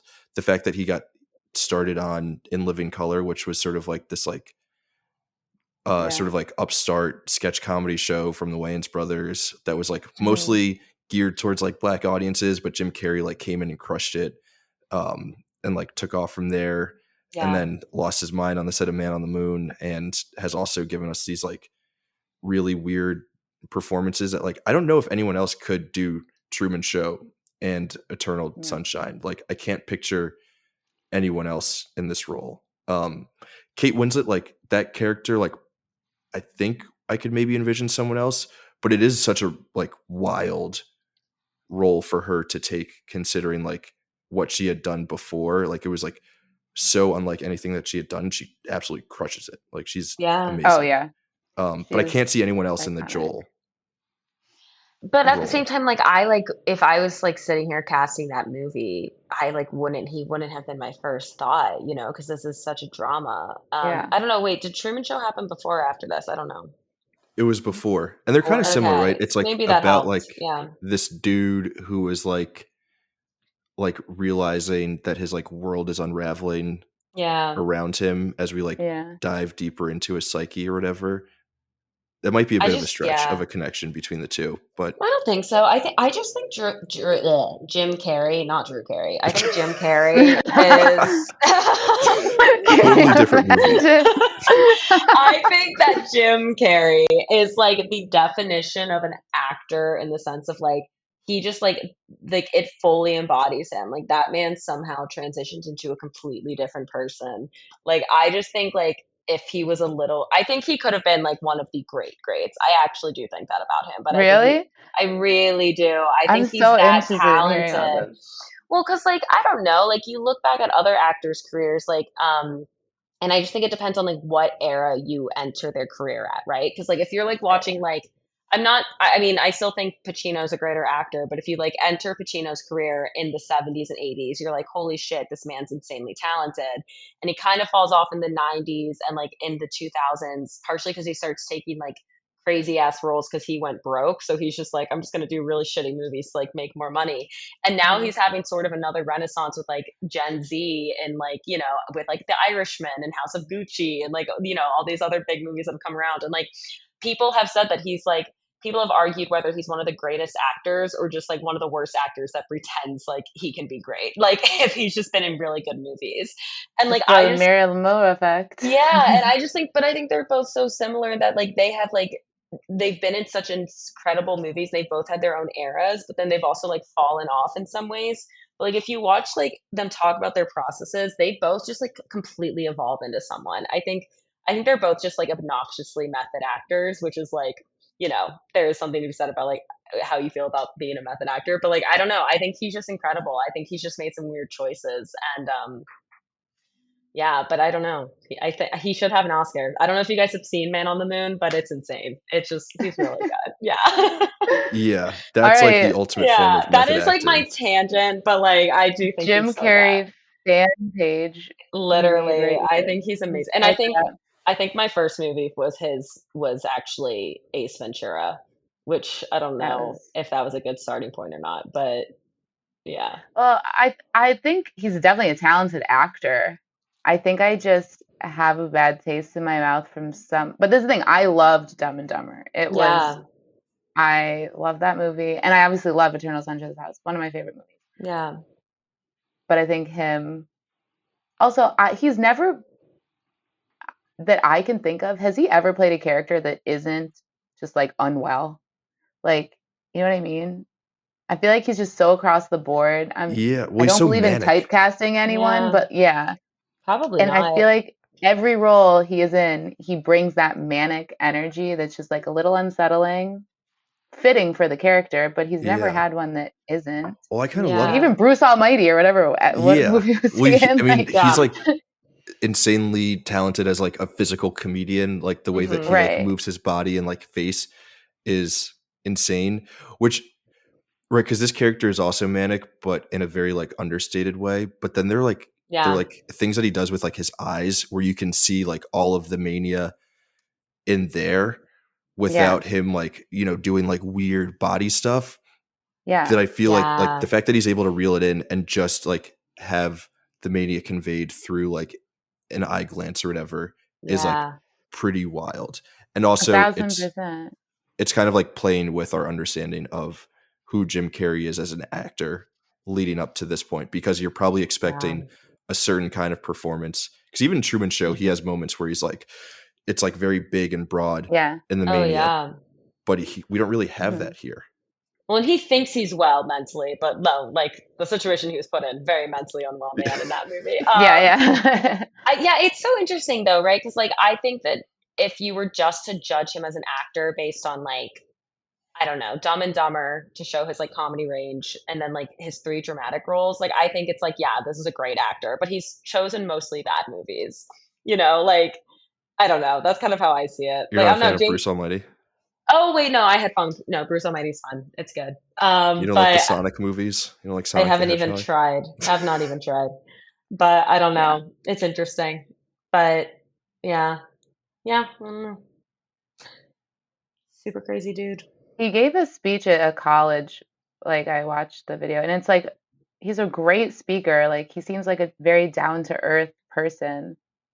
It was like in a very inspiring speech. I Mhm. was like, what is he on right now? This is not the Jim Carrey I know. But I also I think just speaks, I guess, to his acting abilities. Yeah. Yeah, he's definitely a crazy dude. Could you guys Yeah. see someone else as Joel? Who would you Who else Who would were you like the cast? guys at that time? Who were like early 2000s actors? 'Cause I don't even Yeah, know. I would probably need to mull on it, but I'm sure I could. Like Pitt, Cruz. No, No. no, no, No, no, not Cruz. Joel is like kind of like a sad boy. Like I think there's something to be said about like he's not like the hottest guy in the room. Like I don't think Brad Pitt. Yeah. Leo, DDL. Yeah, those guys. Obviously, Leonardo DiCaprio can play any role, Hmm. but he can't put him with Kate Winslet. Can he No. play a sad boy? I don't know if he could do this level of Yes, sad boy. he played Gilbert Grape. He can do like the range on that. Like, Yeah. I mean, like I'm not saying obviously that he was a sad boy, but I mean, like I Yeah. feel like he's demonstrated his range in so many ways that like Yeah. people even forget about roles he's in. Yeah, I guess I'm thinking by 2004 he was too cool to do Probably. sad boy. Yeah. I don't know. It's hard for me to say because I just Joel like, is the patron saint of sad boys. yeah, kind of. Yeah, I'm trying to think of. The thing is, I think Elijah Wood could have if he had more of a physical presence. Oh, Yeah, yeah. He's also like pretty young in that movie. He's like early 20s. that's actually a Yeah. pretty good shout. I could see him Yeah. doing a Joel, or like if like Topher Grace didn't suck, like he could be Yeah, good in that. I think you just think he looks like a sad boy. I think that's what you just said. I'm just Even Ashton Kutcher, I think, could have done it. yeah. Oh, he's such a bad actor though. Yeah, I don't actually know. I'm trying to think. Was he He's did also the a little too Butterfly hot Effect? to be full sad boy. Yeah.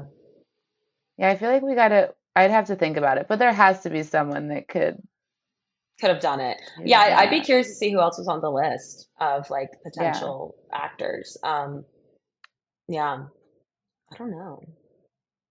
I do think Kate Winslet was also a crazy choice though. Yeah. She's just not, I don't think we've seen her do comedy much besides like The Holiday, maybe, right? No. And that came after. Yeah, but I think because I still am not convinced it's a comedy. But she's funny in it. Like she makes crazy comedic choices, I think. Like her character itself is like, I think she's just Yeah. quirky yeah. for It sure. seems like a role that but was super antithetical to like everything else that she had done leading up to it. Yeah. I think though like we talked about the pixie dream girl for her, but I also think for this character though, Clementine has to be incredibly charming, like across the board to any person. And I think Kate Winslet does bring that to a lot of roles. Like she does have a magnetism where like Yeah. you can't really explain it, and you can be that weird and quirky and still have all of these men Yeah. pine for you. Yeah. I don't know. Magnetic is definitely a good word for her. I don't know if I'd be charmed by her though. She's definitely like she's off-putting for sure. Like, and I think she knows it too. But yeah, there's something about But her. there's Yeah. I don't know, there's I a don't know, little when bit of she takes charm the in like chicken that off his plate. Yeah. in that Oh, like in yeah. that Can I opening borrow train this? scene. Can I see this for a second? Yeah. There's like a weird amount of charm there. Really? that- She Yeah. literally like snaps at him. She's like and she like punches him in the arm when she sits next to him on the train. Yeah, I don't know. I That's have a why I little bit think of it's Joel in me. charming. You have a sad boy. Or yeah, a sad boy who's just like, okay, like a little bit of attention on the train, like that's pretty cool. I don't know what this says about me, but I would have been more drawn and charmed by her breaking into a house than being punched than her punching me on the train. There, like she's Oh my like she's God. annoying, but there is like a weird like draw to her where Yeah, you're like, yeah. Yeah, because she also has to be beautiful. Like no one's gonna follow. yeah, there, Like yeah. Well- she's like beautiful and But that's actually another interesting thing to bring up because like Kate Winslet has openly spoken about how she has been like deemed as like not beautiful in Hollywood and she's like really struggled with how she looks as like an actress because like Right. people don't think she's like that conventional beauty, but I do like she is gorgeous, like I mean especially in this role. Yeah. because men run Hollywood. Any woman can Mhm. look at Kate Winslet and be like, "You are stunning and perfect." Stunning. I I know. think she is too. Yeah, but There we I go. just think Yeah. it's so She's run Hollywood. fascinating. Yeah. And yeah, that's kind of like, I guess that's why it works because like she's Yeah. like I think the like pixie dream girl or whatever vibe like doesn't work for everyone. But then when you Yeah. have someone doing that, but they are as like conventionally attractive as Kate Winslet, then you're kind of like, Yeah. okay, I'm like Yeah. I'm kind of drawn to you. Yeah, what's going on here? Yeah. You punch me in the arm, but like I'm intrigued. I Yeah. want more. Hit me again. Please. I don't know. There's something very charming to me when they're in the house and she's like, I'm gonna go upstairs and slip into something that's more Ruth, because that's the role I'm playing today, because that's like the woman. I'm like, I love that. Let's see what you bring down. It's so good. Yeah. But it did scare him away. Yeah, yeah. I guess he also Didn't- couldn't run off the train. There was nowhere for him to go. Yeah. Yeah. Go to another Yeah, car. Yeah. yeah. Wild stuff. I don't have any other questions for you two. I don't know if you guys have, if there's anything else that you wanted to bring up specifically. No, I think we did a really good deep dive. Yeah. We didn't talk too much about the overlap with Year 30, but Oh, it's okay. there. People should just come watch Year 30 and we can talk about it. Yeah. Go watch it. Once it gets added to the canon as our first Yeah. series. Limited series Yeah. short show. Yeah. Amazing. Well, I think we do have time to do recommendations if you guys are down. Sweet. I'm down, but I think we actually already Talked through all of them. We mentioned them. Mine was Worst Person on the Yeah. Earth. I think that has I think you mentioned it briefly, Raph. Yeah. That movie is definitely like makes you do some little self-reflection, Yeah. defining like what does it mean to be the word, like, Yeah. a lot of perception there. And then I brought up Alan Watts like straight off the bat, but if you like, Alan Watts has a lot of really great speeches, books Mm-hmm. too, book on taboo that talks about like, how we assign emotions to different memories and experiences and what it all means. And if you like getting deep and reflecting, I think those are two good places to start. Seems pretty on the nose with it. Not on the nose, but like definitely simpatico with this movie for sure. Definitely. Yeah. But if I had to recommend a rom-com that was like feel good, oh my God, Is it just literally escaped my brain. Is with it Gina Rodriguez? Someone Great?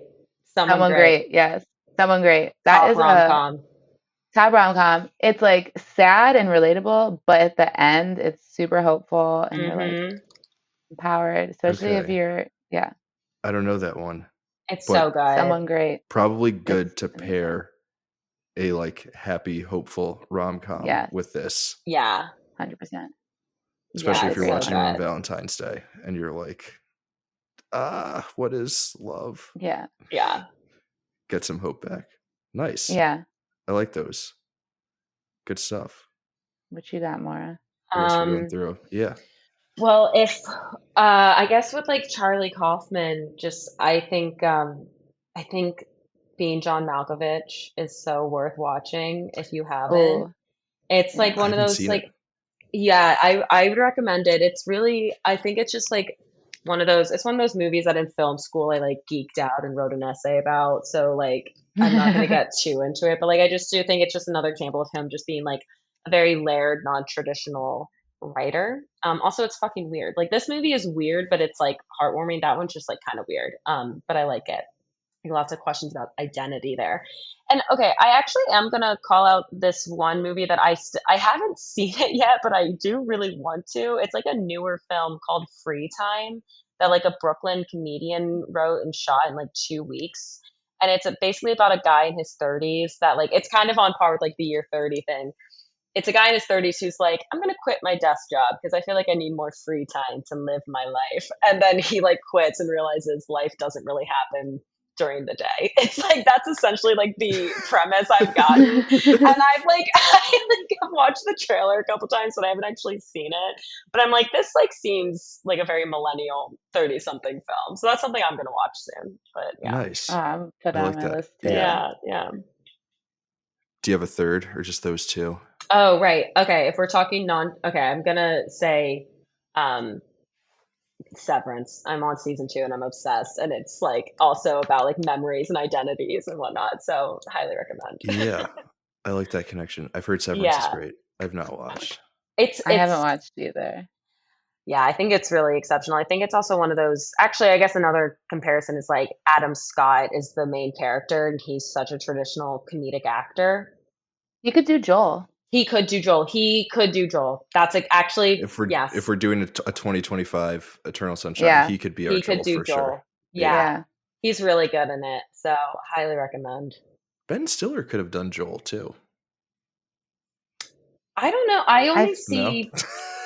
Okay, I'll see myself. I don't know. I feel like. I don't know. I can't see him. I don't think that he couldn't play the character. I don't think I could see him opposite Kate Winslet. Too short. I don't know if she's tall. I mean, yeah, that's part of it. Yeah. But also, the magic of movie making, we can. Not that you for can't be like. I'm not saying not short shaming. Can't be with tall girls. I'm not short shaming, but I don't feel like he has the chutzpah. Okay, we'll stick with Adam. What's his face from Severance? Adam Scott. Though if this movie was being made today, I'm realizing Saoirse Ronan would probably play Clementine, but I'm probably mostly thinking that because of Lady Bird and she had like the pink hair. Yeah. She just had another movie come out that Blitz or something. Blitz. Yeah. I haven't that. I think is. Yeah. But yeah, she's like conventionally like beautiful, but could also be like, she is conventionally beautiful, but she's not like a Sydney Sweeney hot, and I don't think you can be like Sydney Sweeney hot for that role. At least that's my opinion. No, I would not erase Sydney Sweeney from my memory.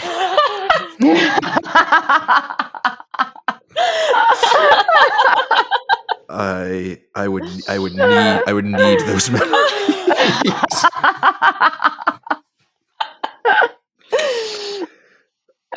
Okay. Oh my god. And on that note, I think that's a beautiful way to end the show. I'm gonna recommend a couple of movies to pair with this.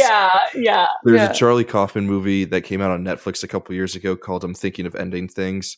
Oh, yeah. That is also super surreal, about breakups, about like the emotions connected to like relationships that are maybe a little bit unhappy. Perfect pairing for. Yeah, I couldn't get through that movie actually. For this movie, I loved how weird and out there it was. It was right up my alley. Another movie that I would pair with Eternal Sunshine that I don't necessarily love, but I think thinking about Eternal Sunshine as being this like movie about two people who are like always destined to be in each other's lives, like again, like through eternity and like all of time and space, like we'll always be together. Tenet is kind of like a similar vibe where those two, where Robert Pattinson and oh my god, what's the Washington son's name? What's Denzel's kid's name? David. John David, yeah. John David, yeah. Where the two of them are always destined to like be, bros or whatever. Yeah. Kind of similar to Clementine. That's a good and Joel. And then the last thing that I would recommend, just because there are some really good breakup songs on this album, and I've been listening to it a lot, including before we were recording, just like, why not, getting in the mood. The Queen is Dead by the Smiths.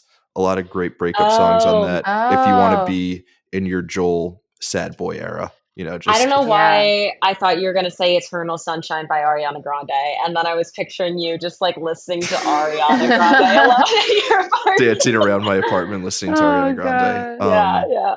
No, I mean, Thank You Next has been on like the shuffle playlist the last couple of days. So that's you're the not next totally phase wrong. of healing. Love it. My neighbors are probably like, what is wrong with this guy? I am certain if your neighbors are women in their 30s, they know exactly what's happening. You're going through a breakup. They see me like, walking to throw out my trash, and they're like, yeah, that dude is definitely He's he's going he's through it. he's Going through he's it. Yeah. joling. He's joling right He's now. joy. He's joling hard. Yeah. Oh Oh man. man. Well, this has been so much fun. Thank you Yeah. both This is for great. hopping on. This has been an amazing. I could not have asked for a better way to kick off this new season of the show. So thank you both Yeah. for joining and Thanks talking for about this great having us. movie. Yeah, this is This so was fun. great. I love Nice this little movie. mini I therapy could session. I feel like I could book club about movies whenever. So this is very fun. Yeah. Yeah. That's really all Me this is. too. We're doing film club and decided to record it, and we'll put it on the internet for other people Love it. to enjoy. Yeah. Yay. If people want to enjoy you guys elsewhere on the internet and like talk about movies and do a book club, film club online, or check out any of your work, is there anywhere where you would send people? I guess you could go to Instagram, Teresa Nigolian. Yeah. My website's connected there, Year 30 TV. We haven't officially started marketing yet, but you can follow it now and stay up to date on things and the premiere and where you can watch it when it's ready. Yeah. Amazing. And Definitely catch check me that on the out. gram. Yeah. I only Instagram. Maura Maz.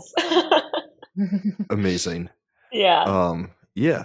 I don't know if you guys are doing a lot of like movie talk there, but if people just want to like, follow personal blogs or whatever, I guess that's all Instagram is. It's just personal Yeah. blogs for the most Yeah. part. Hell yeah. Yeah. That's the Amazing. place to go, I Definitely. think. Yeah. Good stuff. Well, yeah, listeners, definitely be on the lookout for Year 30. It's gonna be great. It's gonna be very cool, and you're gonna want to see it when it's out. Thank you all for spending this time with us to chat about an amazing movie, a very, very, very essential movie. I think we covered why this movie is essential, why it deserves to be in the canon at length. We'll be back next week talking about another very essential movie, kind of a different vibe, but that's okay. We're going to be talking The Maltese Falcon, great movie, great noir from the 40s with Bogey, all that good stuff. Again, very different vibes from Eternal Sunshine, but still essential. Will be another great chat. I will see you there, Screenagers. And as always, in the meantime, I'll see you in the wasteland. Yeah. Bye, everyone. Bye. Bye.